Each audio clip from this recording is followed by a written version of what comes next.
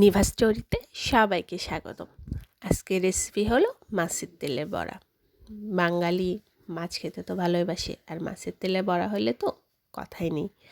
এই তো মাছের তেলের মধ্যে কিছুটা হলো চালের আটা আর একটু ময়দা, তার মধ্যে লবণ, হলুদ, আর আমি একটু জিরে আর আদা বাটা একটু দিয়েছি। এই তো তেল দিয়েছি খুবই সামান্য পরিমাণে, কারণ বড়া ভাজতে ভাজতে অনেকগুলো তেল বেরিয়ে আসবে, সেজন্য।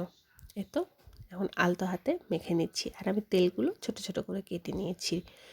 এই তো এখন ওই তেলের মধ্যে দিয়ে দিচ্ছি বড়াগুলো, এবং অল্প আঁচে ভাজতে হবে, তাহলে একদম পুরোটা ভিতর পর্যন্ত ভাজা যাবে এবং ক্রিস্পি হবে। তো এভাবে ধিমে ধিমে আঁচে ভাজতে হবে। খুব বেশি তেল দেওয়ার প্রয়োজন নেই, কারণ সেই তেল আবার বের হবে, মাছের তেলটা বের হবে। আবার মাছের তেল দিয়ে অন্য কিছু রান্না করা যায়, যেমন বেগুন আলু দিয়ে রসার মতো করলেও খুবই ভালো লাগে খেতে। তবে আমাদের বাড়িতে এই মাছের তেলের বড়াটাই সবাই পছন্দ করে।